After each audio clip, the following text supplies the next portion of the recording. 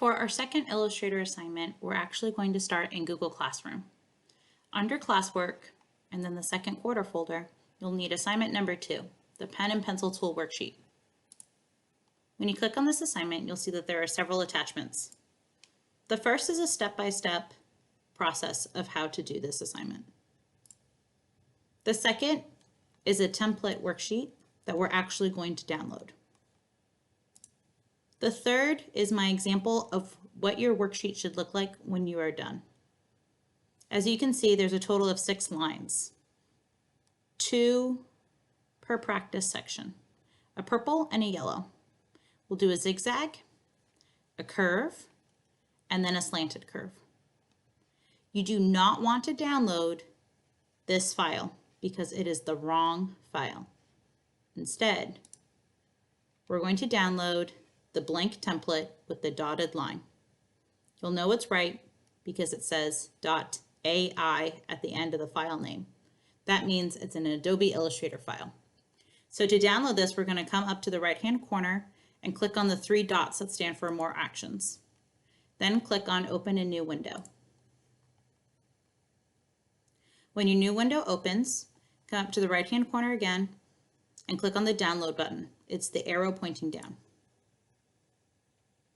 Google Classroom will download this document and it will appear in your downloads bar at the bottom of your screen.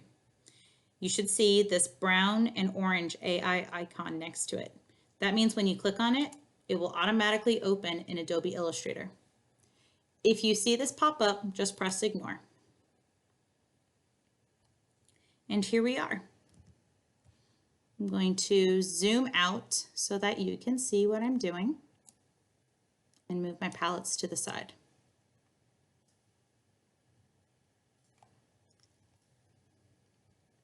Now we have a new palette that's going to be very important for this lesson.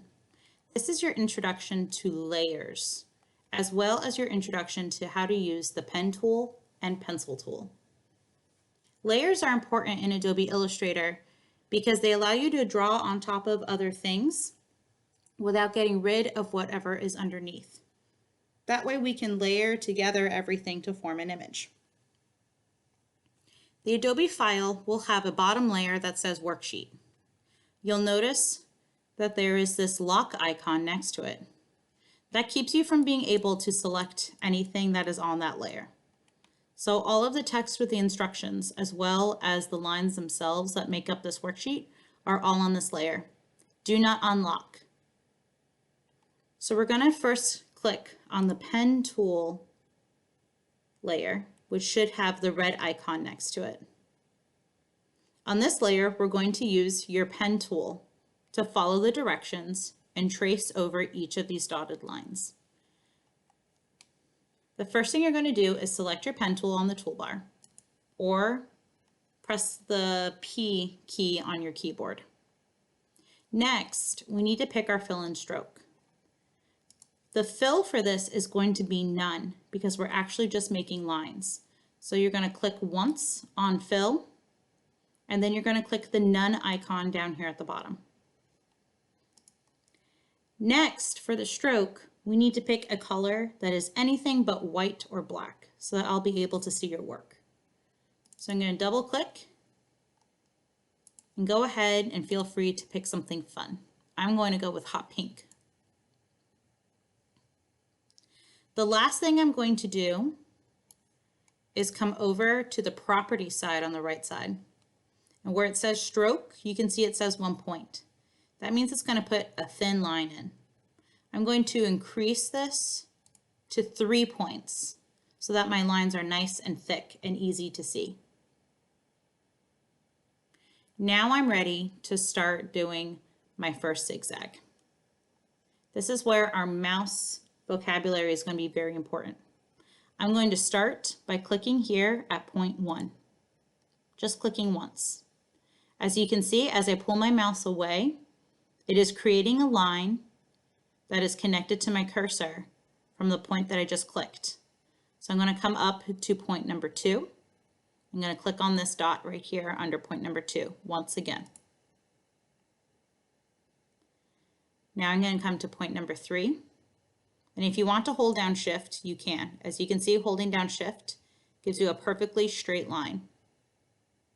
And I'm going to click on 3. Now I'm going to come to 4,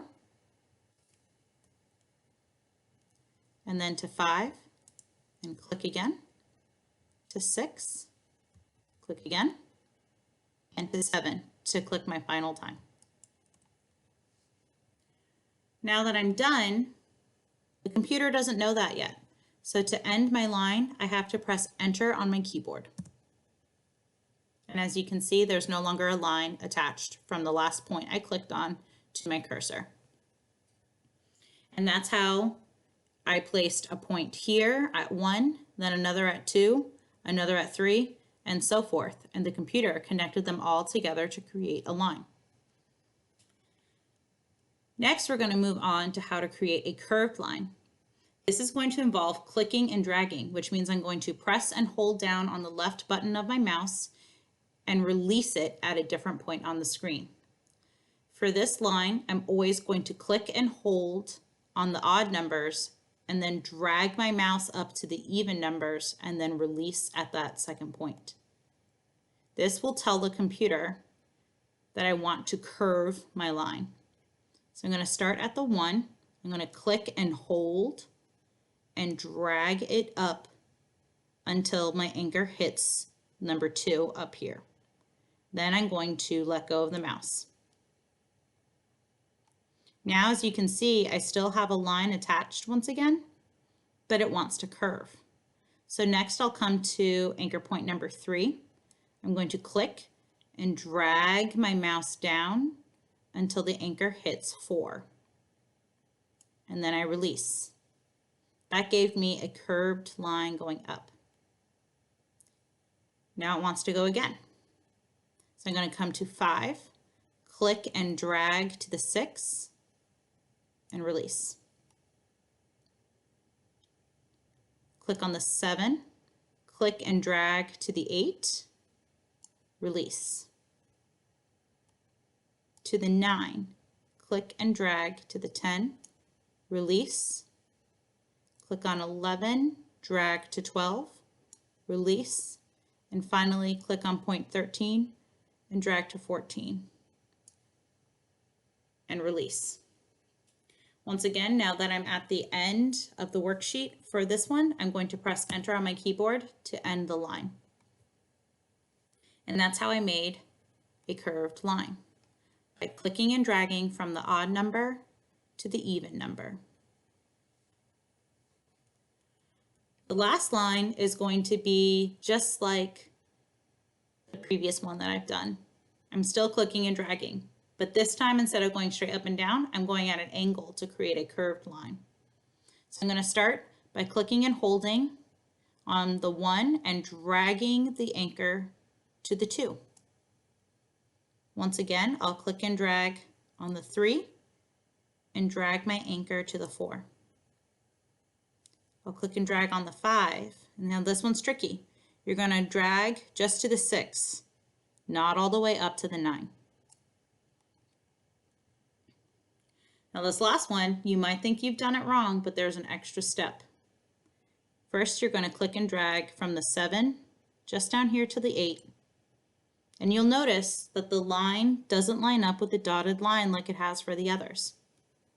You'll press Enter to end the pen line.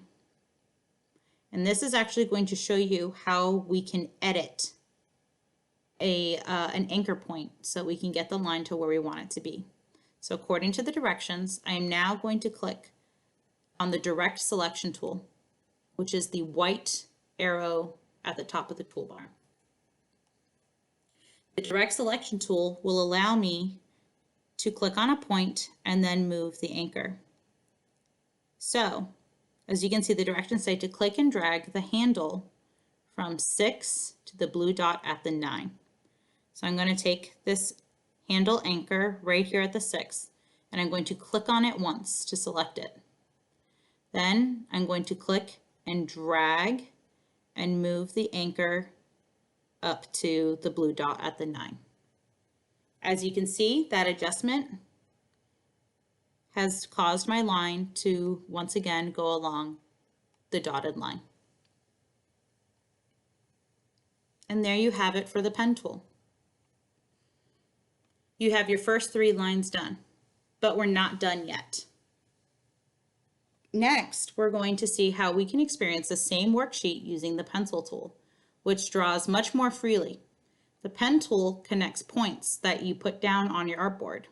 The pencil tool works just as if you're drawing freehand. I'm going to start by locking my pen tool layer so that I don't accidentally move anything.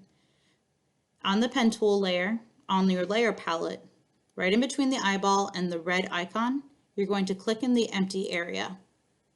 That will put a lock on this layer so that we can't accidentally move anything. Next, I'm going to select my pencil tool. The pencil tool is actually hiding on your toolbar under the shaper tool. It looks like a pencil in front of a circle. You want to hold down on the shaper tool to select the pencil tool underneath, or you can just press N on your keyboard as a shortcut. Last, I'm going to change my stroke color to be something very different from what I originally put down. So since I originally chose pink, I'm going to pick its opposite of green. And as you can see, I have an icon on my cursor that says no. That's because I still have my pen tool layer selected. So I need to make sure that I select my pencil tool layer so that I can draw. All right, this is going to be very simple, but also very challenging for some of you. Because the pencil tool allows you to draw freely, you're going to do your very best to trace each of these lines a second time using just your mouse and the pencil tool. You probably won't get your line straight or perfect, and that's okay. This is just practice. It's important for you to experience how both the pen tool and the pencil tool work. And it's okay if you're a little bit off. Just do your best. Take your time and try to keep a steady hand. You'll be drawing with your mouse a lot this year, so it's a good thing to start practicing now. And we're going to finish the last one.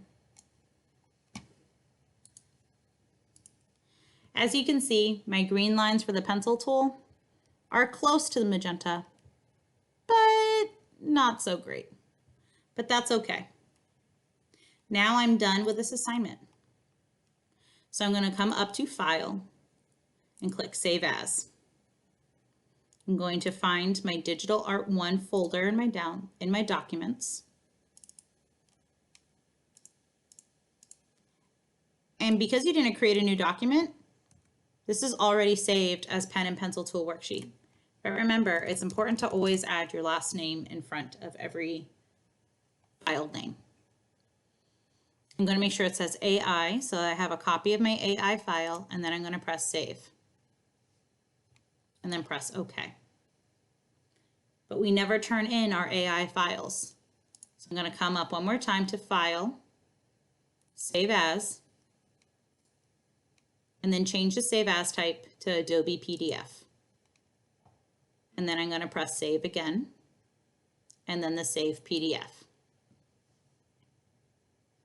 Now when I go in to turn my work on Google Classroom, I will turn in the PDF file.